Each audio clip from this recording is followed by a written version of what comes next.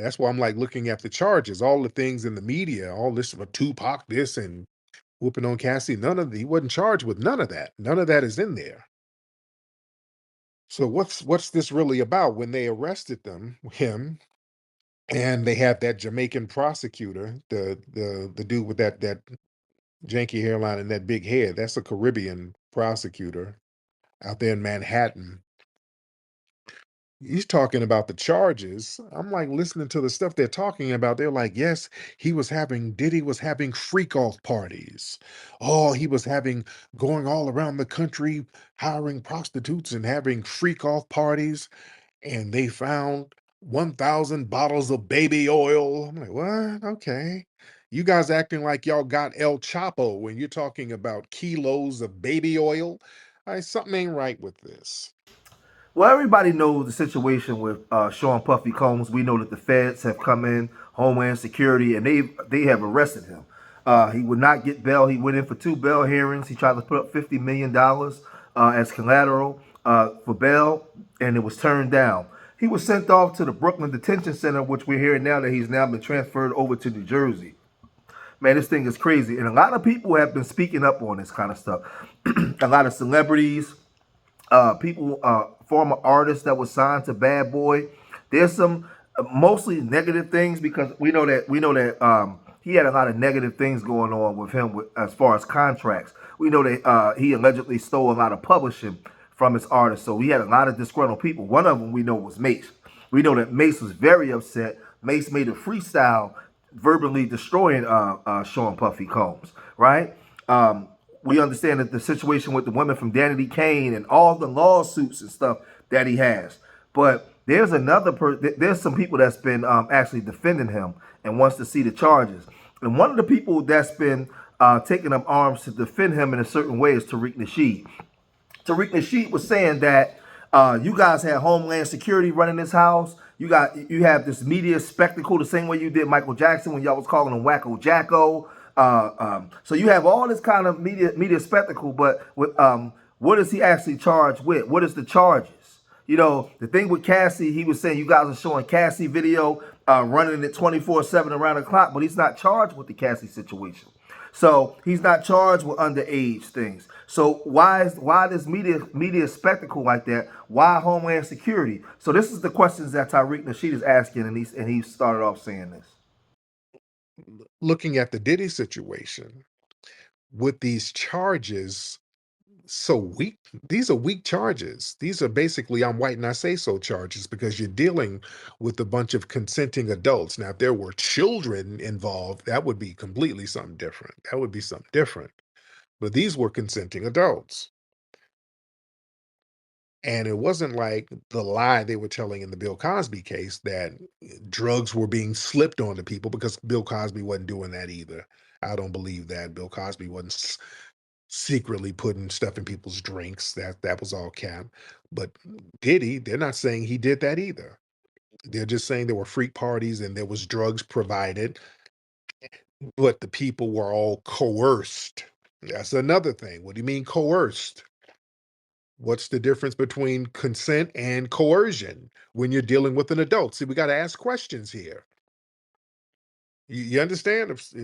If you say, "Hey, let's go over here and I got some women over here and I want everybody to get naked and rub some of this baby oil on your breast and that's what I like," and you say, "Okay, I'm cool. Let's do it." When does the coercion come in? This is a real question. When does coercion come in? What do you mean you're coerced if you're an adult? If you're a dude, see, this is why when they got dudes involved and dudes making claims, if somebody comes up to you, like if T.S. Giselle comes up to you and says, "Hey, I got a little crate on you." You got a choice to say hell no or hey, let me go check that out. Now, if you say, hey, let me go check that out, did T.S. Giselle coerce you? You see what I'm saying? So the charges are like on some I'm white and I say so. These charges are kind of it's a reach. And if the charges, if they're reaching like this, what's this really about? What is this really about? You know what this is about? Look, What this is about is that they found some tapes, and it sounds like Diddy had tapes on people, some powerful people. This is what it's sounding like. It seems like Diddy had some tapes of some powerful ass people. And he has probably had these tapes he's been sitting on for years. And he's probably been leveraging these tapes to get little deals and um political favors or whatever. He's probably been, you know, letting folks know, hey man, I got this in my back pocket. Let me get this liquor deal. Hey man, I got this over here. Don't forget that little party we had. Let me get a couple of $100,000 for a new studio or whatever or whatever. And people, this is why when you start asking questions, people can't really give nothing logical. How do you coerce an adult? The adult can say yes or no. Hey, no, I'm not going to take that drug. The fuck you talking about? Coerced? If somebody, people, man, look, I've been in Hollywood. People offer me drugs all the time. Guess what I did? Said no. Now, I'm not here to say that Tariq Nasheed is either wrong or right because I have some agreements with him. I have some disagreements with him. The issue I have is in the black community. The black community has been angry with Sean Puffy Combs for some time now because of his behavior on people within the black community. But uh, he wasn't finished. He wasn't finished. He had more. Tariq Nasheed had more to say, and he went to double down and asking questions. And he said this. People offer me drugs and drinks all the time. I say no. Duh. What people talking about? What is this? Stop acting dumb. Let's stop this dumbass talk. You can say no. People want you to go to little weird parties and stuff. You can say no. No, I don't want to go there. I'm good. Hey man, we hanging out at the after hour spot. No, I'm good. What's all this coercion stuff? Especially with dudes. A dude, how the hell you get coerced by another dude? Talking about out here. Yeah, I ain't buying all of that. It's too much I might not say so. Like I was saying earlier, with Diddy, this is what Diddy is. Seems like, man, they got some tapes. Sound like Diddy was using some type of these freak off tapes or whatever. Because Diddy was infamous for all these parties, these parties all over the place. So he probably got some tapes of some high, powerful people, some prominent people, probably some politicians as well, doing some freaky stuff. And he's been holding it over their heads. And they, went behind closed doors and said, hey, we're going to fix this. We're going to use our political machine, our media machine, and we're going to get him straight right before the election season. It's very interesting. This happened right before the election. What does he have on people? What did he have on the Democrats? What does he have? Does he have something on Kamala? Huh? Does he? These are questions. I'm just asking questions. What does he have on people? He got something on somebody where they needed to shut him up. When they got him in jail and they're not letting him get a bail, that's a way for them to say, hey, we're not going to let you talk now. Now that you're on the hot seat, we're not going to let you have access to a microphone or anything to get out here and start spilling the beans. Yeah. So, what does Diddy know? What does he have on people? He must have something on some powerful people.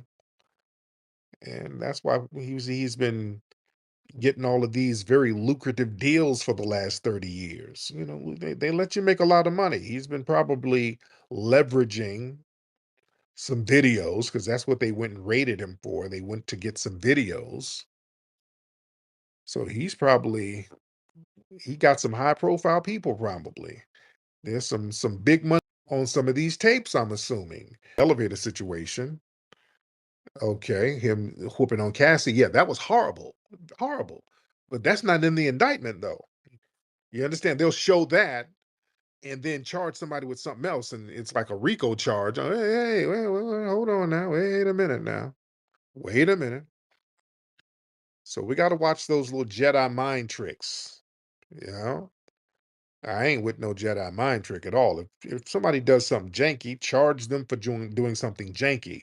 But if they're doing something that's pretty standard in the industry, you understand? You having parties and people want to come and get down at your party. Okay, now you're criminalizing that. Now you're saying that's coercion. That some might not say so because you're dealing with adults. Now you're dealing with adults, and adults, you got the option to say yes or no.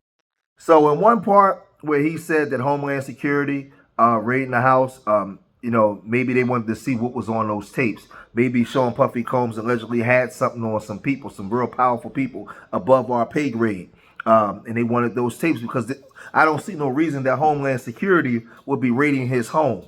And they saying that they got these tapes, and then they put out 1,000 things of baby oil, and they know that that baby oil stuff is a distraction. They distract you with that because they know some of the brain cells of some of our people out there. They'll hear that and you'll just run with it and don't look at the bigger picture and message. So, when I seen the situation with Cassie, that was horrible. But I'm trying to understand, why was he never charged with that back then? Why didn't the state pick up that? That was a vicious assault caught on video, and they held it. Nobody said anything until now. So that's kind of weird to me. That's kind of crazy to me. So I feel like he was protected by some powerful people, and once things started to erode and fall down, those powerful people, they came back and they got in the room and they trying to figure something out. And this is all alleged because I can't prove this. I don't know. I don't know. As far as like the so-called freak offs and all that kind of stuff, I'm trying to understand, why would a billionaire be bankrolling a so-called freak off or something like, I don't know. So we have to see all the facts because what is he actually being charged, like actually being charged with, that's not allowing him to have bail? Those are legitimate questions because if you allow certain presidents to be set, then if they can do it to him, they'll do it to you. So we have to look at it from a perspective of what's his charges, what are you holding him on? Because that could affect everybody as a whole. You know what I mean? Going forward. I don't really fall for the media spectacle because a lot of times we fall for whatever the media tell us, that's just what we run with. And a lot of times that don't be the facts. So we got to look at the facts. The facts is we saw what happened. We saw what he did to Cassie. We saw all that, right? But a lot of the other stuff is just speculation right now. We don't know. We do know that he wasn't treating his artists right. We know that's a fact. We know that he was taking publishing. That's a fact. But some of these allegations that's levied against him through the media, I'm just not sure about yet. Let's just, let's see how things come out, and we'll take it from there. So if you made it this far in the video, hit that like button, subscribe to Street Media TV, leave your comments in the comment section. Let me know what you guys think. And remember, I love y'all. Till the next time, peace.